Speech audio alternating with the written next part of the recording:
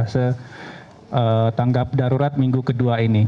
Mungkin untuk mempersingkat waktu, sekuensnya mungkin saya akan minta waktu Pak Bupati dulu untuk menyampaikan update perkembangan hasil giat tanggap darurat hari ini dan hal-hal penting lainnya terkait dengan persiapan pembangunan kembali kawasan terdampak, khususnya rumah penduduk. Mungkin ini bisa disampaikan secara gamblang oleh Pak Bupati. Waktu dan tempat kami persilakan. Bismillahirrahmanirrahim. Assalamualaikum warahmatullahi taala wabarakatuh. Selamat sore dan salam sejahtera untuk kita semua. Salam, Om Swastiastu, Nama Budaya, salam kebajikan. Alhamdulillahirabbil alamin, wassalatu wassalam asrofil anbiya'i wal mursalin wa ala alihi wa sahbihi ajmain. Rabbi sholli sodri wa yassiri amri wahlul 'uqdatam min lisani yafqahu qouli. Amma ba'du. Moderator, ucapkan terima kasih. Juga yang terhormat Forkominda Kabupaten Cianjur, hadir langsung Pak Kapolres, Pak Dandim, Pak Kajari, juga yang saya hormati dari Basarnas dan juga dari BMKG. Izin melaporkan bahwa sejak mulai hari ini pengendalian kebencanaan alam di Kabupaten Cianjur secara estafet telah diberikan kepada pemerintah Kabupaten Cianjur, ke Forkominda Kabupaten Cianjur, walaupun belum 100%, karena kami Forkominda masih perlu bimbingan dan arahan dari BNPB, dari Basarnas, dari BMKG. Kami telah berembuk Forkominda Kabupaten Cianjur. Saya bekerja tidak sendiri dan saya dibantu langsung oleh Pak Dandim, Pak Kapolres selaku tim di lapangan, dan juga saya dibantu oleh Pak Kajari mengenai pengadministrasikan keuangan. Dan alhamdulillah SK-nya telah dibuat dan telah saya tanda tangani. Selanjutnya, perkembangan hari ini, tim dari Basarnas alhamdulillah telah menemukan 2 korban yang tertimbun tanah di Desa Cijedil, sehingga meninggal dunia sudah tercatat 323 jiwa. Artian penambahan hari ini Senin tanggal 28 bulan 11, 2 jiwa.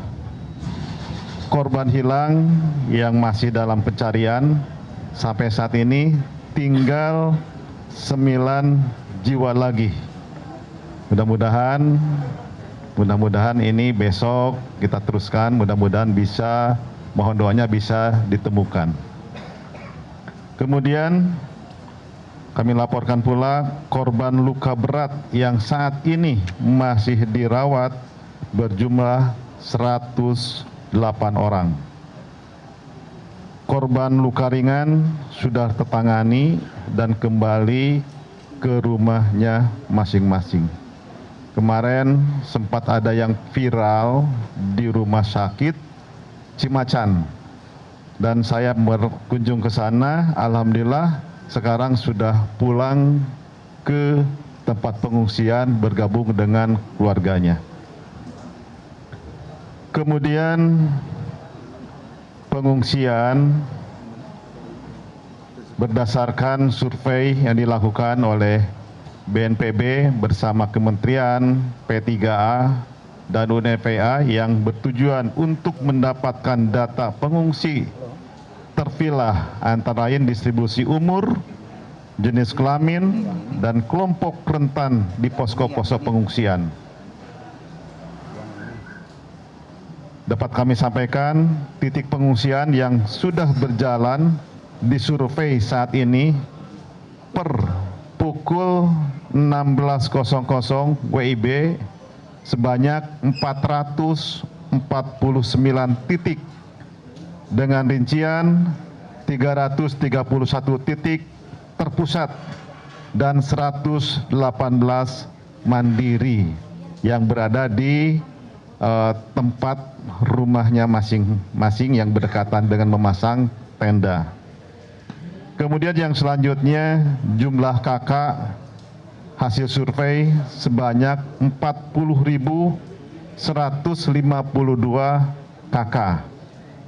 Jumlah total pengungsi yang disurvei sebanyak 100.330 jiwa.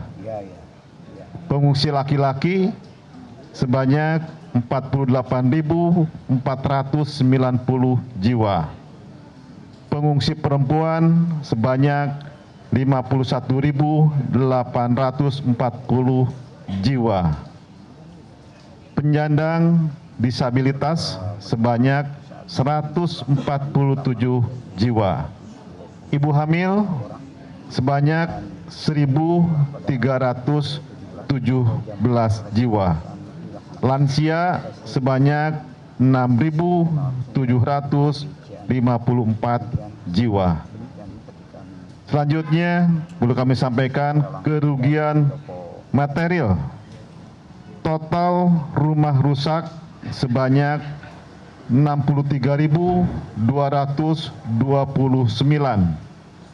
Rumah rusak berat sebanyak 26.237.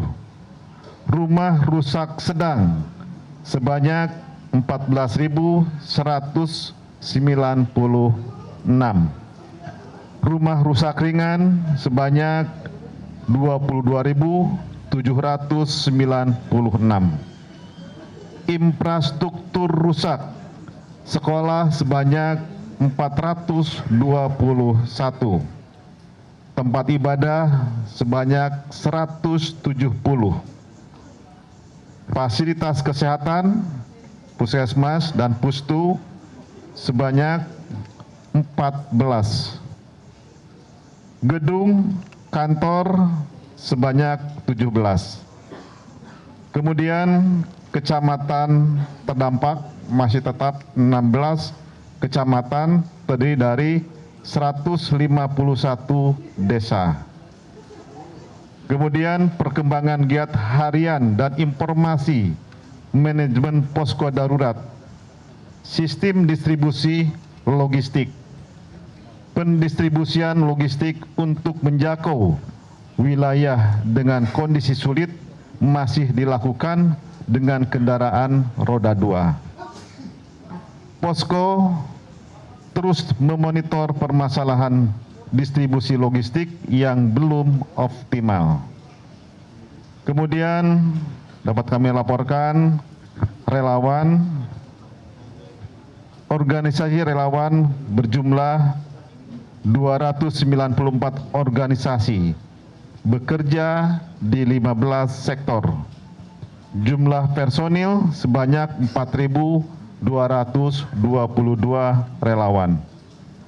Tugas dan dukungan akan dibagi sedemikian rupa, baik untuk dukungan pencarian dan evakuasi, dukungan logistik, dan pengungsian, pendataan kerugian material, dan tugas-tugas lainnya.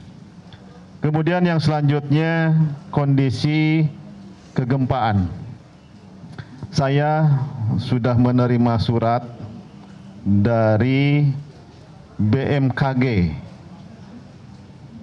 yang intinya merilis bahwa aktivitas gempa susulan makin berkurang sehingga masyarakat dapat kembali ke rumah yang tidak rusak strukturnya.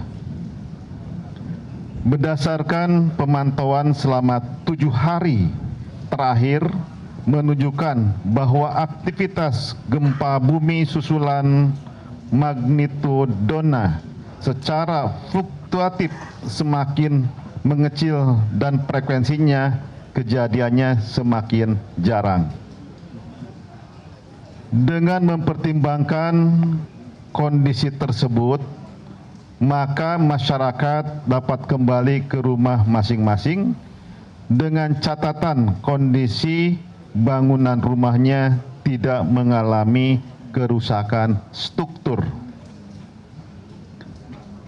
Bagi warga yang kembali ke rumah, dihimbau untuk menata perabotan rumah sedemikian rupa agar jalur evakuasi keluar menjadi lapang dan tidak terhalang oleh benda apapun jika terjadi gempa susulan.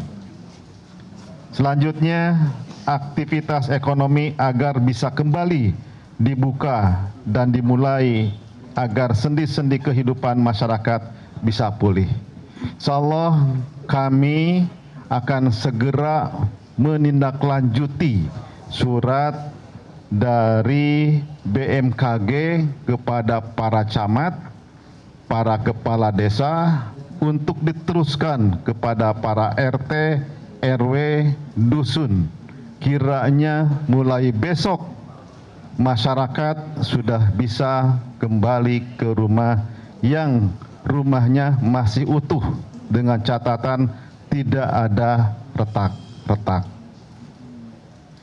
Kemudian juga perlu kami sampaikan bahwa untuk relokasi kami kemarin sudah menyampaikan melalui Kepala BNPB, yaitu lokasi di Desa Sirnagalih, Kecamatan Cilaku, seluas 2,5 hektar. Yaitu tadi pernyataan dari Bupati Cianjur Herman Suherman yang per hari ini, hari Senin, merupakan hari pertama bagi Bupati Cianjur memegang kendali penuh pelaksanaan tugas di lapangan untuk penanganan gempa di Kabupaten Cianjur, Jawa Barat. Dari pernyataan Bupati Cianjur, Basarnas sudah menemukan kembali 2 korban yang tertimbun tanah di kawasan ataupun di Desa Cijedil, sehingga korban jiwa akibat gempa Cianjur per hari ini adalah sebanyak 323 korban jiwa dengan 9 orang masih dinyatakan hilang. Selain itu, dari hasil pendataan titik pengungsian per pukul 16 waktu Indonesia Barat terdata ada di 449 titik, di mana 331 diantaranya merupakan pengungsi terpusat dan 118 lainnya merupakan pengungsian mandiri atau yang digelar di tempat rumah masing-masing warga. Sementara untuk total pengungsi sejauh ini adalah 100.330 jiwa. Tadi juga Bupati Cianjur menyatakan ada pernyataan dari BMKG yang menyatakan aktivitas gempa susulan semakin berkurang. Ini merupakan hasil pantauan selama 7 hari sehingga masyarakat bisa kembali ke rumah masing-masing apabila rumahnya tidak mengalami kerusakan pada strukturnya.